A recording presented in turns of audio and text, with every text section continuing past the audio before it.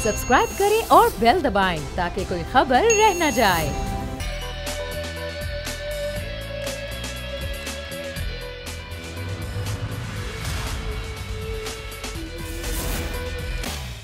बिस्मिल्लाहिर्रहमानिर्रहीम, अस्सलाम वालेकुम। प्रोग्राम में मैं सुमैया रिजवान आपको खुश आमदीद कहती हूँ। नाजरीन, आज मैं अपने प्रोग्राम का आगाज़ कर रही हूँ इस खबर से। आप जानते हैं कि जून में एक पेट्रोल का मसनूई बहरान पैदा किया गया और इस बहरान के वजह जो थी पीछे, वो जानने के लिए वज़ीर आज़म ने एक तहकीकाती जो थी वो तहकीकाती कमेटी कायम की और ये उससे कहा कि तहकीकात की जाएँ कि आखिर ये बहरान क्यों पैदा हुआ।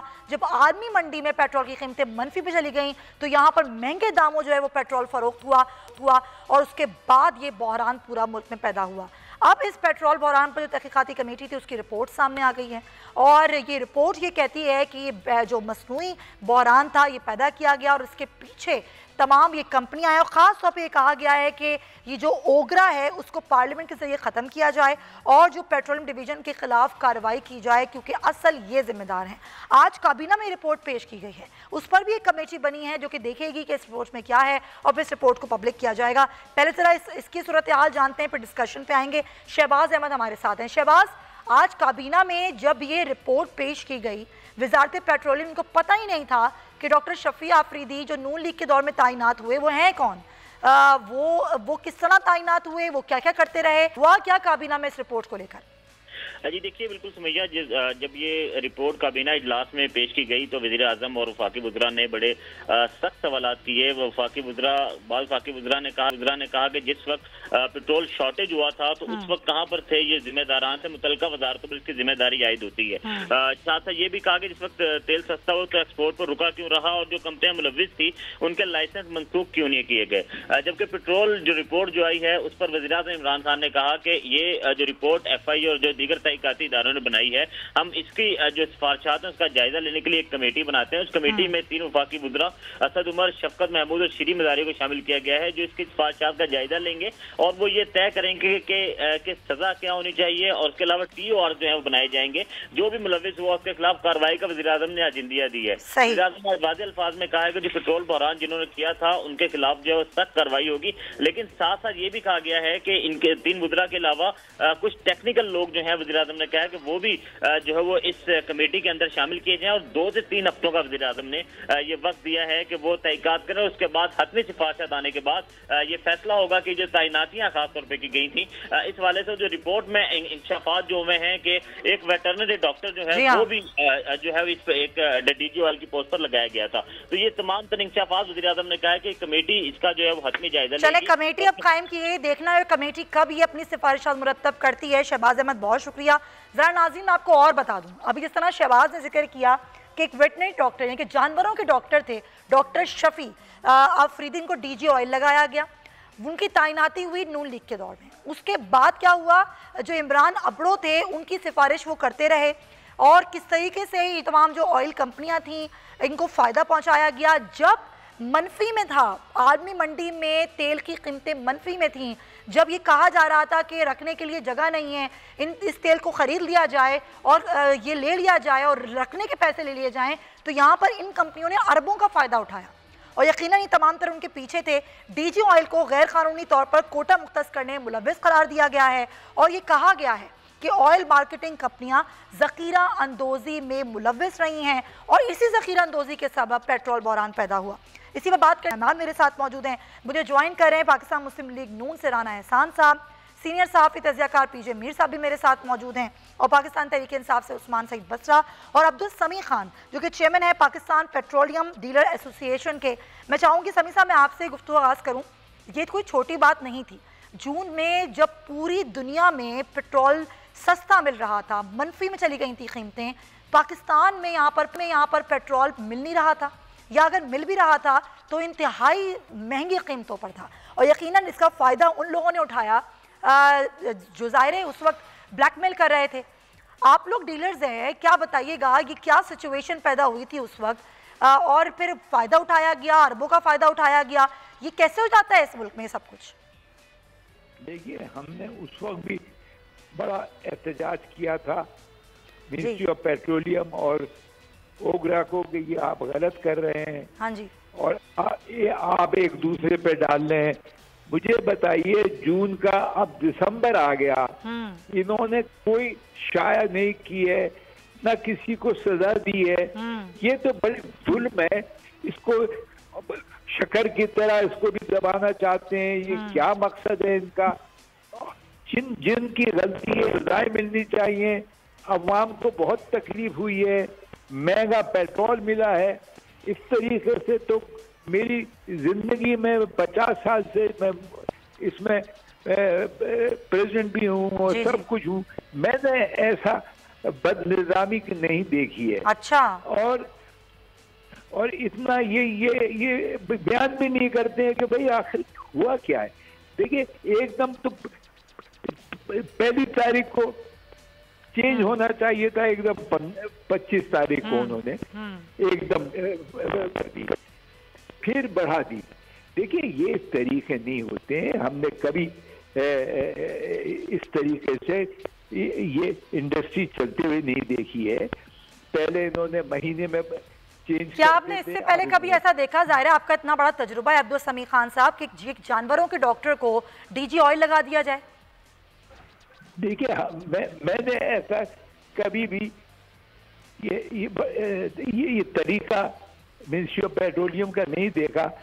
और इस कमेटी में हमें शामिल करना चाहिए था, ताकि हम वहाँ सब उनको बताते कि ये गलतियां की हैं। हमें अवॉइड किया, पहली दफा अवॉइड किया कि हम उसमें शामिल ना हो, और हम जो बात कहेंगे वो सही कहेंगे और बताएंगे कि गवर्नमेंट की, ओगरा की क्या गलती है वो। अच्छा समी साहब, ये देखें, ये तो एक वो चीज़ हो गई कि ये पेट्रोल बहरान कैसे पैदा किया गया, ज़ाहिर ज़ख़ीरा अंदोज़ी की गई, लेकिन एक और चीज़ है जो बड़ी सीरियस है, और वो है ईरानी पेट्रोल की स्मगलिंग, जो कि अभी नहीं, ये तो बरसा बरस से हम देखते आ रहे हैं कि ये होती है बाकायदा। ये ना सिर्फ स्मगल होता है बल्कि बेचा जाता है ये ईरानी पेट्रोल। अब ये कहा गया है कि 20% ही होता है जो पकड़ा जाता है स्मगलिंग किया हुआ ईरानी पेट्रोल, और बाकी तो पकड़ा ही नहीं जाता। आप समझते हैं ये भी एक बहुत बड़ा क्राइम है और बहुत बड़े बड़े लोग मुलव्वस हैं इसमें? तो देखिए, ये एक बड़ा पुराना मसला है, और हमने बड़ी कोशिश की है, कोर्टों में भी गए हैं। हाँ। और हमने यहाँ चीफ कमिश्नर थे मरवत साहब कराची में, उनसे मीटिंग करके हमने सब डिस्ट्रिक्ट के कलेक्टर बुलाए थे, और हमने तय किया था कि ये एक दिन छापा मारे और गाड़ियों को रोक दिया जाए। अच्छा। और वो हुआ और उन्होंने ऐसा किया, मच गया। और मरवत साहब ने कहा, साहब मेरे तो इस्लामाबाद से बड़ी मुसीबत में आ गया। वो कहते हैं कि ये चाबियां लेके चले गए और गाड़ियां खड़ी कर दी हैं। अब मैं कुछ नहीं कर सकता। समी साहब, मैंने कहा जब आप नहीं कर सकते तो मैं आपसे क्या करूं? ऐसा ही कुछ दो लोग होते हैं जो वो ऐसा जाहिर करते हैं कि वो बिल्कुल ही कुछ नहीं कर सकते, उनके पास इख्तियारात नहीं है।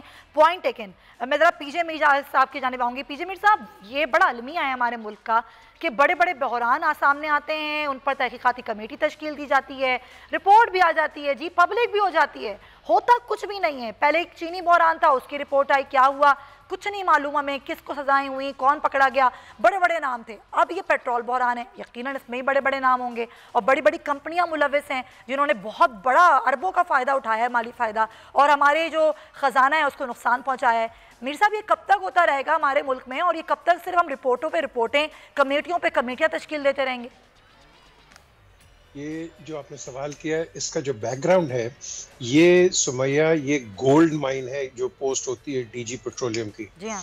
मुझे अभी तक याद है कि मैं नाम नहीं लेता। अच्छा। बड़े मोअज़्ज़ज़ आदमी है, मोअज़्ज़ज़ के आदमी है। अच्छा। उनके पास एक आदमी गए विद हाई क्वालिफिकेशंस जो कि फिल करते थे इसके डीजी फॉर पेट्रोलियम। तो बात क्या हुई, उन्होंने कहा जी मैं आपको 40 करोड़ दूंगा। तो मौसूफ ने जवाब क्या दिया, ओहो मियाँ, तुम तो ये 3 दिन में कमा लोगे, बात करो कितने देने तुमने। अच्छा। ये आपकी जब बात इस तरह होती है तो इस तरह आपका जो पेट्रोलियम डिपार्टमेंट है या जितने भी आपने इदारों की बात की है, there is always something behind it. Petroleum क्यों आज गायब हुई है, मुझे बता देना। ये बहरान क्यों आया? After all there was a mafia behind it. ये जो आदमी है, आई डोंट नो इनके एसेट्स क्या हैं, इनके तो एसेट्स चेक करवाए ना पहले आप। जी हाँ। ये इनके एसेट चेक कराएं कि इनके पैसे कितने हैं। बिकॉज ये गोल्ड माइन पोस्ट है। जी हाँ। दूसरों का तो 80 करोड़ की बात थी and that was saying nothing. ये तो आप अरब 2 अरब ये तो 4 दिन के अंदर कमा लेंगे इनके पास इतनी अथॉरिटी और पावर होती है। तो क्वेश्चन अराइजेस कि जब आप ऐसी पोजीशन पे किसी सिफारशी को, जिस तरह अभी आपने कहा है कि अगर कोई आया है वो जो इसका डॉक्टर है जानवरों का, वो पेट्रोलियम के अंदर आ गया, हाउ डिड ही कम? ये बहुत इंपॉर्टेंट क्वेश्चन है। How did he come there, how did he get there, उसकी क्वालिफिकेशंस क्या है? यहाँ आप पेमरा की पूछते हैं कि वो जो पीआई जो पहले पीआई थे अब वो चेयरमैन है, उसकी क्वालिफिकेशन नहीं है, तो इसकी भी तो पूछे ना क्वालिफिकेशन। ये मैं समझता हूं इस पे बहुत गहरी एक इंक्वायरी होनी चाहिए, जो कि प्राइम मिनिस्टर आई थिंक उन्होंने कर दी है। और जो आपने भी बात की है, इम्प्लीमेंटेशन कोई नहीं है किसी चीज की।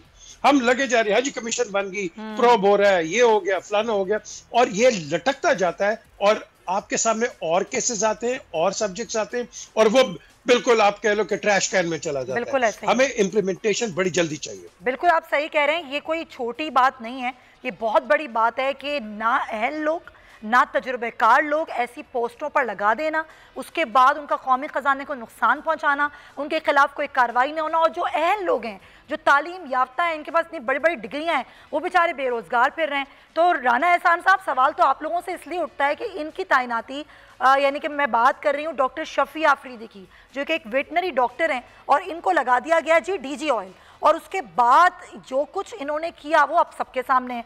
तो जब ये मुस्लिम लीग नून के दौर में इनकी तैनाती हो रही थी तो किसी ने चेक नहीं किया कि भाई आप इसको डीजी ऑयल लगा रहे हैं, इनका तजुर्बा क्या है ऑयल सेक्टर में?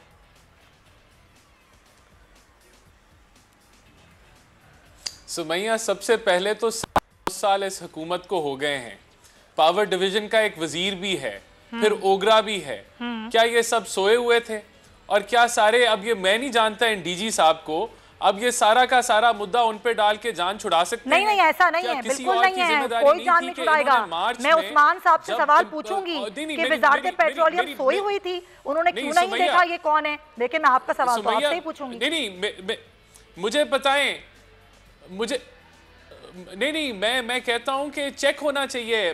बताएं कि मार्च में दुनिया में ऑयल की प्राइसेस क्रैश कर दी, तो आपने ऑयल की इंपोर्ट पे बैन लगा दिया। 20 दिन का स्टॉक मेंटेन करना होता है ओएमसीज ने, जो ऑयल मार्केटिंग कंपनीज होती हैं, और उनके पास 5 दिन का भी स्टॉक नहीं था। 90 से ज्यादा % कंपनियां जो हैं वो वायलेट कर रही थी। किधर थी पेट्रोलियम मिनिस्ट्री? सर मैं कर रही हूँ ना ये सवाल तो मैं उठा रही हूँ, लेकिन जो सवाल मैं आपसे कर रही हूँ कि ये डीजी ऑयल शफी आफरीदी मैं आपको बता रहा हूं, जानवरों का डॉक्टर या आपके दौर में तैनात हो गए, कैसे हो गए? जी देखिए, मैं इस चीज का स्पेसिफिक सवाल का जवाब मेरे पास नहीं है, लेकिन जब हमारे टाइम पे तो कोई ऐसा बहरान नहीं आया। हमारे टाइम पे तो 1 तारीख को नोटिफाई होता था कि रेट बढ़ रहा है। यहाँ 26 जून को 4 दिन पहले जो है वो नोटिफाई कर दिया गया कि रेट बढ़ रहा है, और 26 अरब रुपए का मुनाफा ओएमसीज ने कमाया। तो धांधली तो यहाँ जो चोरी हुई है, डकैती जो हुई है के पैसों से, और एक बहरान, ये मुल्क बहरान से गुजरा कि तेल नहीं मिल रहा था, लाइनें नहीं लगी हुई थी, ये तो पीटीआई ने किया है, ये तो इमरान खान ने किया। और चले मैं पूछती हूँ ना इनसे सवाल, चले तैनाती का तो स्पेसिफिक क्वेश्चन का स्पेसिफिक जवाब आपके पास नहीं है, हुकूमत से पूछ लेते हैं कि उनकी वजारत पेट्रोलियम के पास क्या जवाब है। उन्होंने पूछा था कि भाई ये डीजी ऑयल कौन है, इंक्वायरी रिपोर्ट जिसमें ये कहा गया है कि ऑयल मार्केटिंग कंपनियां इस बहरान में मुलव्विस रही हैं, तेल की दरामद पर पाबंदी और ज़ख़ीरा अंदोज़ी से मुल्क में ये बहरान पैदा हुआ। तेल कंपनियों ने दरामद करके तेल ज़ख़ीरा अंदोज़ी की, जिससे ये बहरान शदीद हो गया।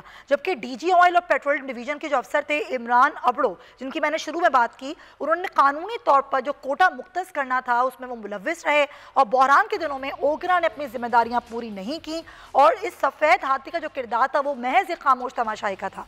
उस्मान सईद बसरा साहब, चलें अगर नून लीग में भी आते हैं डॉक्टर शफी आफरीदी जो कि डीजी ऑयल हैं, उसके बाद जो ये डीजी ऑयल और पेट्रोलियम डिवीजन की तमाम कार्रवाइयाँ हैं, और पेट्रोलियम डिवीजन के अफसर जो हैं इमरान अबड़ो, ये सब जो ये मुलव्विस थे, और ये सब गोरख धंधा जब चल रहा था तो हमारी वजारत पेट्रोलियम आंखें बंद करके सोई हुई थी, उनको नहीं मालूम था ये क्या हो रहा है, कौन मुलव्विस है इसमें? बिस्मिल्लाहिर्रहमानिर्रहीम। सुमैया, आपका बहुत शुक्रिया। देखिए, मैंने आपके तमाम पार्टिसिपेंट्स की अपने शहबाज की भी गुफ्तगू सुनी है। देखिए, एक चीज़ का क्रेडिट तो आप उस हुकूमत को देंगी कि चीनी का बहरान हो और उस माफिया से टकराना हो, उसकी रिपोर्ट मुरतब करवानी हो, उसको पब्लिक करवाना हो, फिर उसके SCCP, FIA और मुतलका जो हमारे FTR के इदारे हैं उनको हुक्म देना हो कि इसकी जिम्मेदारी को फिक्स करें और इसकी क्रिमिनल लाइबिलिटी को फिक्स करें। ये इमरान खान का ही के सर तेरा सजा। इस मुल्क के अंदर चीनी का डाका 70 साल से जारी था। फिर जो पेट्रोलियम के ऊपर अभी राणा साहब बड़ी अपनी हुकूमत की जो गुजर गई और कभी जिंदगी में दोबारा आनी नहीं, उसकी बड़ी तारीफें कर रहे थे। ये DG साहब तो लगाए भी उन्होंने, लेकिन पाकिस्तान की तारीख का शदीद तरीन। अच्छा, बड़े मजे की बात है, DG साहब उन्होंने लगाए 2.5 साल, आपको पता नहीं चला कि वो DG साहब कौन है? वो एक जानवरों के डॉक्टर हैं, वो मुलविस रहे, वो लोगों को अरबों का फायदा देते रहे, खुद भी उठाते रहे, लेकिन आपको पता नहीं चला माफिया से टकराए जा रहे हैं आप लोग, कुछ कर नहीं रहे। सुमैया देखिए, जो मैं बात कर रहा हूँ तो मेरा लॉजिक आने दीजिए कि चीनी का बहरान और माफिया हो, उससे भी वज़ीर आज़म निकला है 70 साल में पहली दफा। ये पेट्रोल का माफिया, आपको याद होगा कि जो नून लीग की गवर्नमेंट थी, यहाँ पे बाकायदा 1 महीना मुल्क से पेट्रोल गायब रहा था, लेकिन ना कोई इसका इंक्वायरी हुई, ना उसकी कोई फंडिंग आई। आज वज़ीर आज़म है इमरान खान, आप मुल्क बदल रहा है, पाकिस्तान नया बन रहा है। अच्छा, जरा इन मासूम सवाल का जवाब दें, ये चीनी बहरान पर जो ज़ाहिर रिपोर्ट आई थी, पब्लिक भी हुई, उसके बाद क्या हुआ? किसको जो है वो सजाएं दी गई हैं? अच्छा, इस मासूम को आपका ये सवाल तो मासूम नहीं है, लेकिन आपने मुझे मौका दिया है कि मैं लोगों को, आम पब्लिक को बताऊं कि इसमें क्या हुआ था। ये बताना बड़ा जरूरी है। देखिए, जब इसके अंदर एक रिपोर्ट आई है, उस रिपोर्ट के बाद उसकी क्रिमिनल लाइबिलिटी को फिक्स करने के लिए वजीर आजम ने 90 रोज का वक्त दिया FTR को, SCCP security exchange commission of Pakistan को और FIA को, कि वो देखें कि इसके अंदर, देखिए इंक्वायरी रिपोर्ट एक वेग इंक्वायरी रिपोर्ट होती है, वो लाइबिलिटी फिक्स नहीं करती।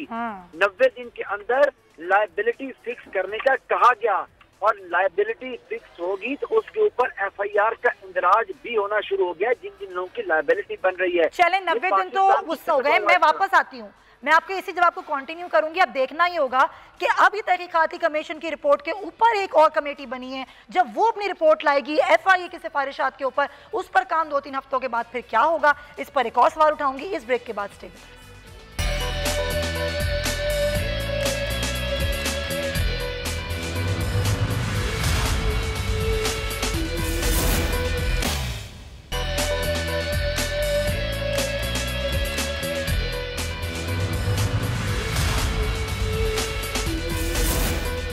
वेलकम बैक जनाब। और ब्रेक पर जाने से पहले हम इस पेट्रोल बहरान पर जो तहकीकाती कमीशन ने रिपोर्ट दी है, और जाहिर अभी तक वो ऑफिशियली पब्लिक तो नहीं हुई, लेकिन उसके मंदरजात हमारे पास हैं, उसी पर हम बात कर रहे थे। और आगे जाहिर है PDM का भी मामला है, 31 जनवरी तक इस्तीफ़ा मांगा है और उसके बाद फिर लॉन्ग मार्च का इंदिया दिया गया है। ये तमाम तर चीज़ें हैं जो हुकूमत के लिए चैलेंज है, लेकिन उससे पहले ज़रा मैं जवाब कंप्लीट कर लूँ उस्मान साहब का। जी उस्मान साहब, ज़रा जवाब कंप्लीट कीजिएगा। सवाल मैं ज़रा सा और एड ऑन कर देती हूँ कि ज़ाहिर एक और जो है वो कमेटी कायम की गई है, और उस कमेटी जो है वो FIA की सिफारिशात के तहत अपनी रिपोर्ट बनाएगी।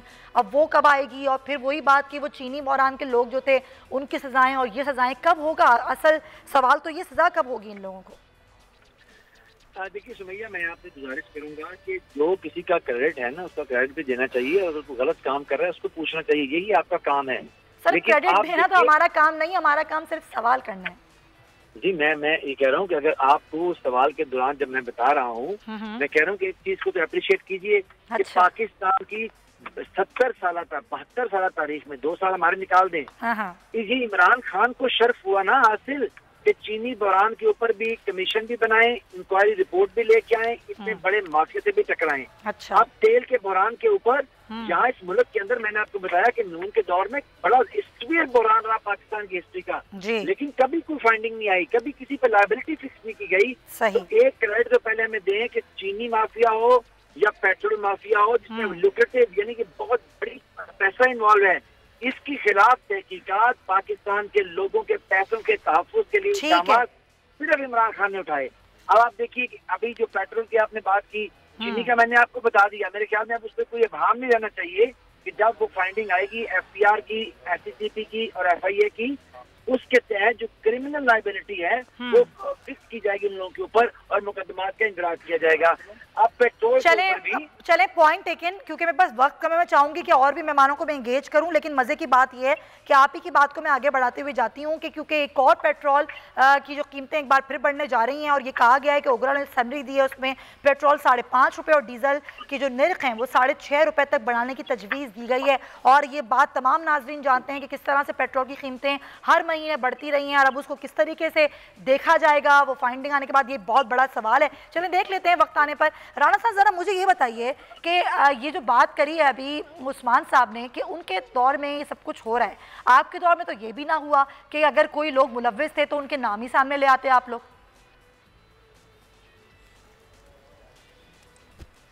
हमारे दौर में इस तरह डकैतियां नहीं होती थी जो पीटीआई के दौर में हुई। अब मुझे सिर्फ थोड़ा सा मौका दे देते हैं। इन्होंने कहा चीनी के बहरान के अंदर हमने तहकीकातें रिपोर्ट बनाई, तो उसमें तो कहा था कि बुजदार को याद ही नहीं था कि क्या हुआ क्या नहीं हुआ। उस्मान जो बड़े चोर थे, जो बड़े जिम्मेदारान थे, उनको माफी मिल गई और अभी तक मुझे बताएं सजा किसको मिली।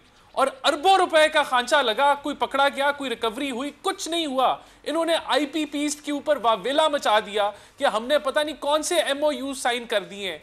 बिजली के नर्ख तो जा रहे, वो एमओयू साइन भी हुए नहीं हुए, क्या बना, कहानी गुम, खामोशी। ये इतना मैं आपको जो हिटलर था ना, उसका होता था प्रोपेगेंडिस्ट जोसेफ गॉब, वो उसको ये लाइन दी गई थी कि इतना झूठ बोलो और बार बार बोलो और बड़ा झूठ बोलो कि लोगों को सच लगे। तो ये पीटीआई का तो वतीरा है कि रिपोर्ट्स बना दी पाकिस्तान की तारीख में 73 साल तो क्या मतलब पीटीआई झूठ बोलती है, बाकी जमातें झूठ नहीं बोलती, बाकी जमातें बिल्कुल सच बोलती हैं। हमेशा वहां पर आपके दौर में या पीपी के दौर में दूध और शहद की नहरें बहती रही हैं। नहीं, मैं आपको बताता हूँ, मैं आपको बताता हूँ, ये रिकॉर्ड का हिस्सा है, स्टेट बैंक की रिकॉर्ड का हिस्सा है। महंगी तरीन इन्फ्लेशन है आज, हाईएस्ट है पिछले 2.25 सालों में। अवाम की जो शरह है गुर्बत वो बढ़ चुकी है। इनकी पर कैपेसिटी जो इनकम है वो खत्म हो गई है, $1600 से $1300 में आ गई है। जो अवाम की जो जेबें कट रही हैं वो तो इस दौर में कट रही हैं। पहले तो पर कैपिटा इनकम बढ़ रही थी, इन्फ्लेशन कम हो रही थी। तो ये अपनी जो है वो कहानियां कि 73 साल तारीख में पहली दफा भाई अवाम को माफी दे दो, कोई रिलीफ दो, कोई ये बताओ अवाम को रिलीफ क्या दिया है। बिजली आईपीपीस का आपने इंक्वायरी रिपोर्ट कराई, बिजली का नर्ख कम हुए नहीं, अभी और बढ़ गया। ₹1 17 पैसे और इजाफा हुआ है बिजली की कीमतों में, तो खुद ब खुद ही लेकिन महंगे मंसूबे आप लोगों ने लगाए थे बिजली के, ये भी आप याद रखिएगा। ये कौन सी कहानियां किसको। अब मैं आपको एक और रिकॉर्ड की बात बता दूं, एक और समैया, आखिरी पॉइंट देखें आप, रिकॉर्ड निकाल इस वक्त 78% ये टैक्स कलेक्ट कर रहे हैं लेवी और टैक्स की मद में, पेट्रोल की शक्ल में। यही असद उमर खड़े होकर असेंबली में स्पीच करता था कि ये 50% टैक्स कलेक्ट कर रहे हैं, आज ये 80% कर रहे हैं और ये अवाम से झूठ बोलते रहेंगे। चलें, बहुत शुक्रिया, बहुत शुक्रिया, आपके वक्त का बहुत शुक्रिया। मेरे पास में आपके पॉइंट्स आए, लेकिन अब पीडीएम को अब बताना होगा और खासतौर पे ऑपोजिशन को, चाहे वो नून लीग हो, पीपल्स पार्टी हो, जेयूआई हो, कि क्या कर रही है हुकूमत और अब वो क्या करेंगे। उनके पास कौन सी जादू की छड़ी है जो वो घुमाएंगे और सब कुछ ठीक हो जाएगा। नाज़रीन जरा कोरोना की बात कर लें। कोरोना की केसेस बढ़ते जा रहे हैं। पाकिस्तान में जो शरह है मुस्बत केसेस की वो 7.12% तक जा पहुंची है। वैक्सीन के हवाले से अभी भी हम बहुत दूर हैं और ज़ाहिर है वैक्सीन पर काम भी हो रहा है और सिंध हुकूमत जो है वफाकी हुकूमत से रब्ता भी कर चुकी है। लेकिन ज़ाहिर है अब जो बरतानिया है वहाँ पर तो ये काम शुरू हो गया है, तो ज़रा वहीं से गुफ्तगू का आगाज़ में करना चाहूँगी। सलमान शाहिद हैं, regional director operation of COVID vaccination programme in Manchester UK. बहुत शुक्रिया सलमान साहब। ये बताइएगा कि ज़ाहिर है अब बरतानिया में पहले भी मेरी आपसे गुफ्तगू हुई थी जिस दिन आगाज़ हुआ वैक्सीन प्रोग्राम का, और फिर हमने देखा कि कुछ ज़ाहिर है कहीं ना कहीं कुछ लोगों के खदशात भी सामने आए। अब ये प्रोग्राम कहाँ तक पहुँचा है, ये अब किस तरह से आगे बढ़ रहा है दर्जा बंदी के साथ, ये वैक्सीन रिजल्ट कैसा दे रही है?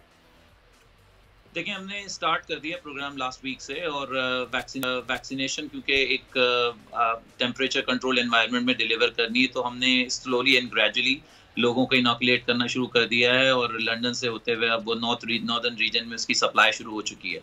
पेशेंट्स ऑब्वियसली उनको इंजेक्शंस लग रहे हैं, वैक्सीनेशन लग रही है और अभी तक कोई मेजर इंसिडेंट हमारे सामने नहीं आया है और इसको बहुत स्ट्रिक्टली हम मॉनिटर कर रहे हैं तमाम पेशेंट्स को कि उनको क्या सिम्टम्स हो रहे हैं और इसका पूरा एक मैकेनिज्म बना हुआ है कि उनको किस तरीके से आफ्टर वैक्सीनेशन सपोर्ट प्रोवाइड करनी है।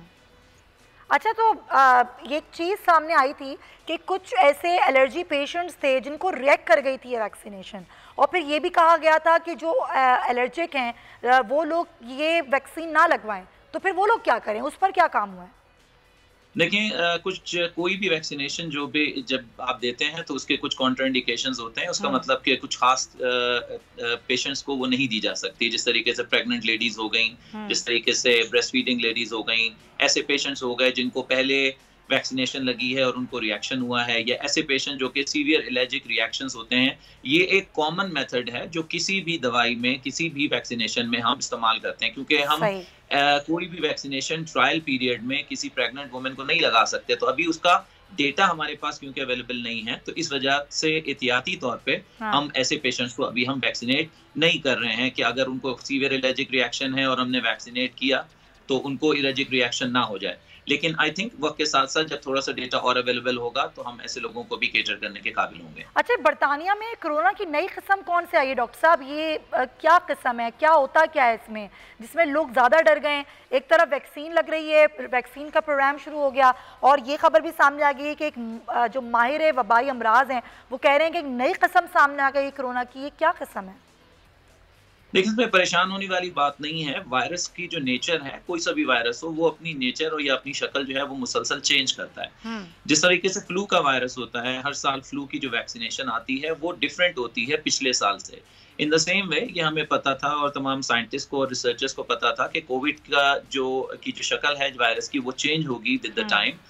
और अब पिछले कुछ दिनों में हमारे पास तकरीबन 1000 के करीब केसेस हमने आइडेंटिफाई किए हैं 60 मुख्तलिफ लोकेलिटीज़ में इंग्लैंड में, पर्टिकुलरली वो डाउन साउथ लंदन रीजन में है, जो कि जिसमें उन्होंने ये बताया है रिसर्चर्स ने कि वायरस की शक्ल या चेंज हुई है, जिसको हम म्यूटेशन कहते हैं।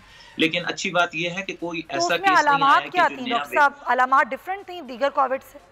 नहीं, उसकी अलामात डिफरेंट नहीं है। और वही मैं बताना चाह रहा हूँ कि अभी तक ऐसा कोई सिचुएशन नहीं आई है कि जी सीवियरिटी ज्यादा हो गई है। सिर्फ ये चीज नोट की गई है कि शायद ये नया वायरस ज्यादा तेजी से फैलता है, लेकिन वायरस की जो सीवियरिटी है वो कोई ज्यादा नहीं है और वैक्सीनेशन स्टिल इसके ऊपर काम कर सकेगी। बहुत शुक्रिया डॉक्टर सलमान के वक्त का। और जाहिर है अभी वैक्सीन जो कि दुनिया भर में इसके प्रोग्राम शुरू हो गए, पाकिस्तान में तो अभी बुकिंग्स नहीं हुई है, लेकिन उम्मीद कर रहे हैं कि चलें ये फाइजर की वैक्सीन नहीं, लेकिन जो चीनी वैक्सीन है वो यहाँ पर आए भी और उसकी फिर जाहिर लगना भी शुरू हो, प्रोग्राम शुरू हो, क्योंकि जाहिर जब तक ये नहीं आएगी एक खतरा रहेगा कोविड-19 का। लेकिन एहतियात लाजिम है। एक ब्रेक लेंगे, वापस आएंगे तो दीगर इशू से बात करेंगे।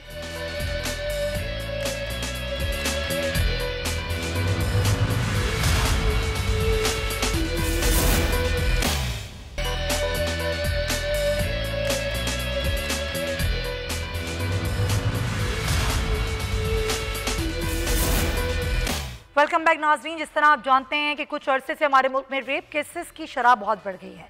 बच्चियों के साथ, खवातीन के साथ, हद तक कि ख्वाजा सराओं को भी नहीं छोड़ा गया।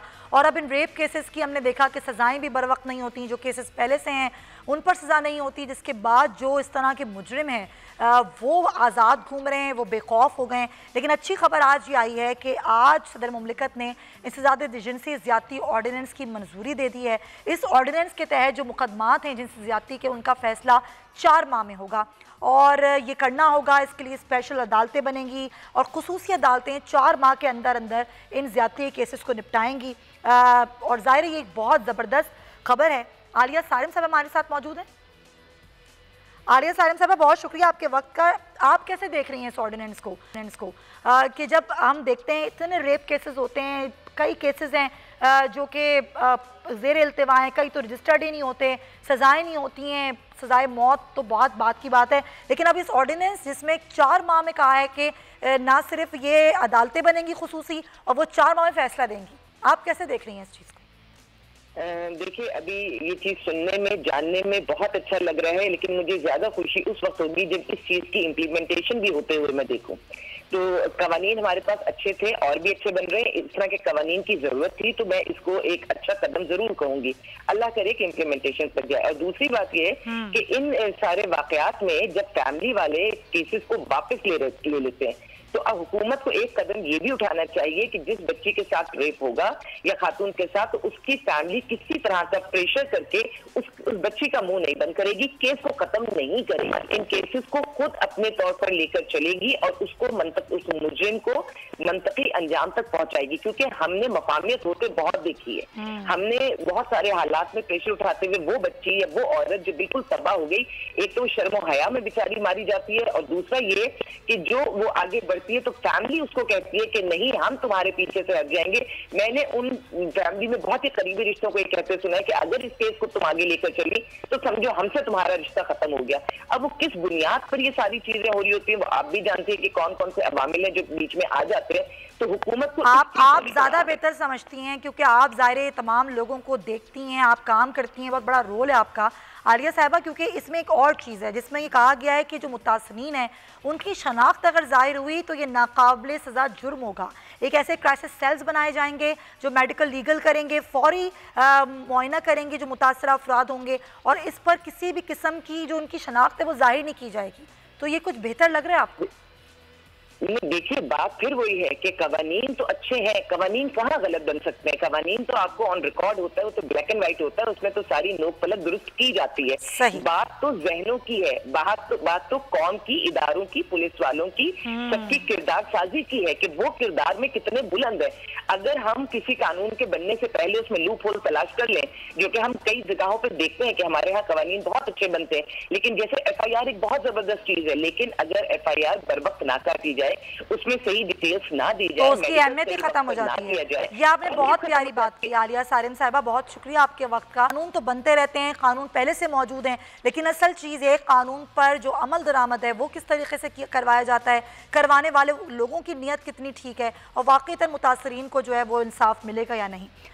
ये बड़ी अहम चीज़ थी। प्रोग्राम का वक्त ख़त्म होता है, लेकिन जाते जाते एक अपील मैं करना चाहूँगी वज़ीर आज़म पाकिस्तान इमरान खान से कि हम एहतजाज कर रहे हैं, हम सवाल उठाते हैं, हम बात करते हैं हक़ और सच की, और ये हम सवाल और बात हक़ और सच की करते रहेंगे। एहतजाज हम कर रहे हैं चेयरमैन पैमरा की तैनाती के हवाले से। जब तक चेयरमैन पैमरा को हटाया नहीं जाता, वज़ीर आज़म साहब, हमारा एहतजाज जारी रहेगा। हमारी आपसे अपील है कि इस चीज़ को ज़रूर देखिए कि कैसे एक नाअहल शख्स एक ऐसे ओहदे बैठता है और लोगों की पगड़ियाँ उछालता है, बिला वजह की खतखाने लगाता है। तो ये मेरी आपसे अपील है और हम सब की आपसे अपील है, क्योंकि हम बात करते हैं पाकिस्तान की, पाकिस्तानियत की, हक़ और सच की। तो आप ज़रूर इसको देखिए, और जब तक इन जालिमाना इक़दामात को रोका नहीं जाएगा हम अपना एहतजाज करते रहेंगे। इसी इंशाअल्लाह आपसे नाज़रीन कल मुलाकात होगी। अपना बहुत ख्याल रखिएगा। अल्लाह हाफ़िज़।